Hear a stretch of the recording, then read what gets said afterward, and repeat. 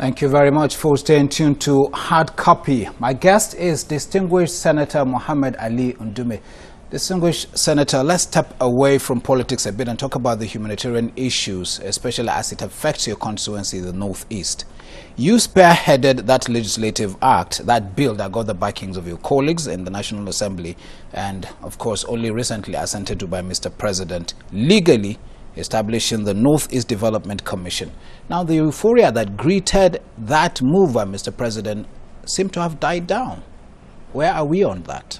No, I don't think so. The most important thing is to have the institutional framework, which Mr. President graciously signed into law.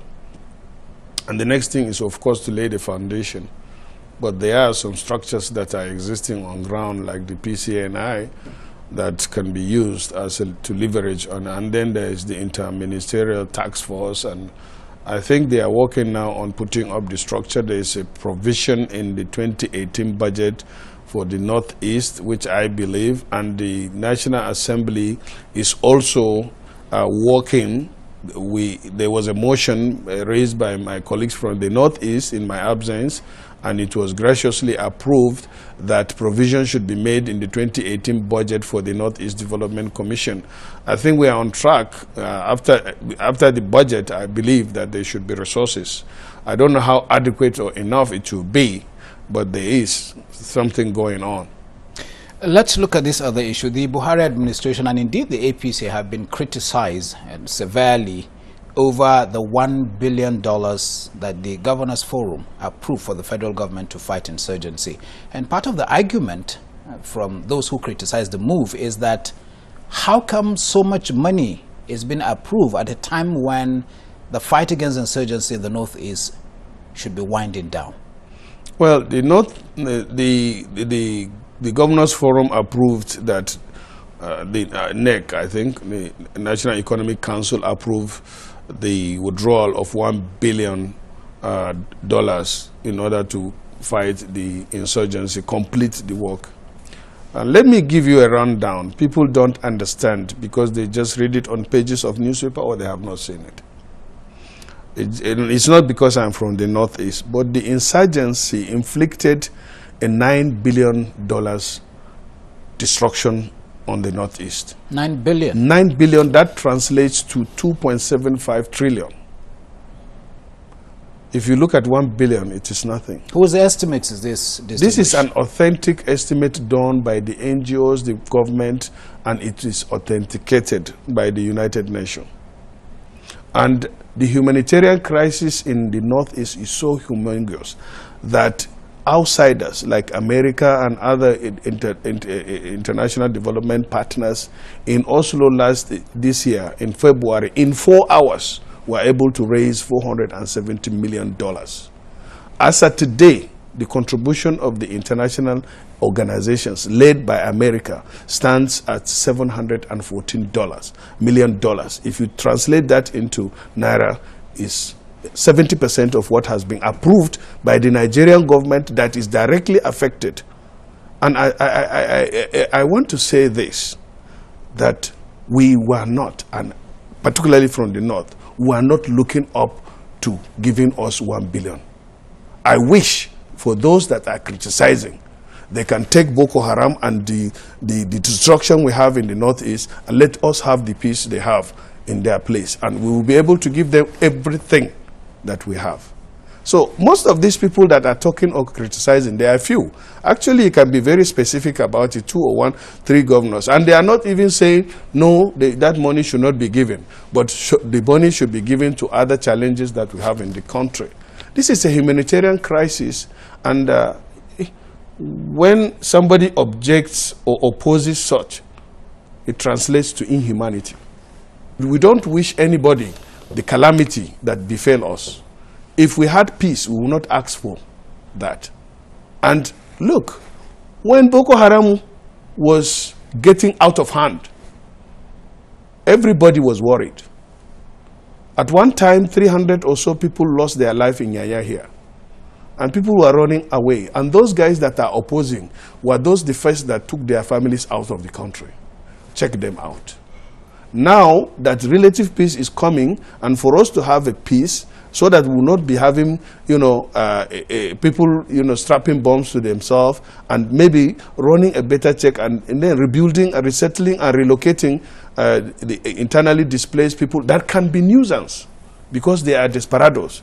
Back to their normal life, somebody is saying because he's comfortable that no, they are not supposed to take that. The last government took 2 billion. Those that are talking about are opposing this thing. They took 2 billion and shared it among themselves. In fact, the person that is opposing also collected over 400 million from that money. Oh, you don't want me to go into that? No, that's not the point we're making. I'm saying let's stay on course and perhaps yeah, take the because issue. These people that are opposing this thing, as I said, I get emotional because I'm involved. I perhaps understand your emotions, but let's not get personal. Let's stick with the issues. You are a member of the Presidential Committee on Northeast Initiative.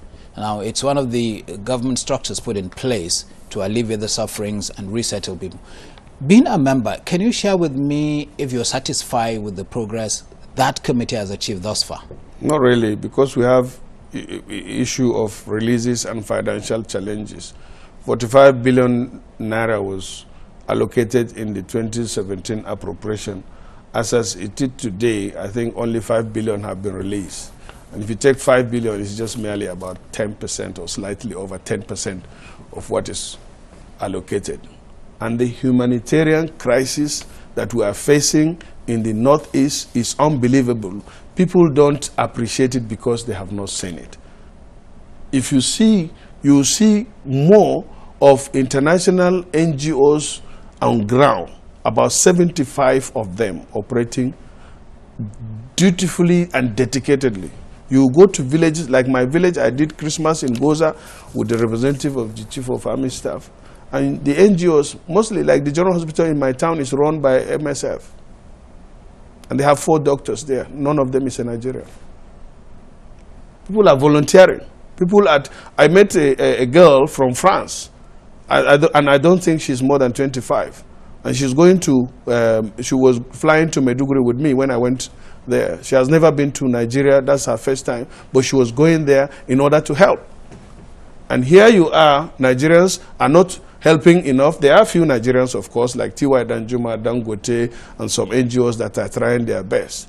But I must confess that the help that we are getting is not enough.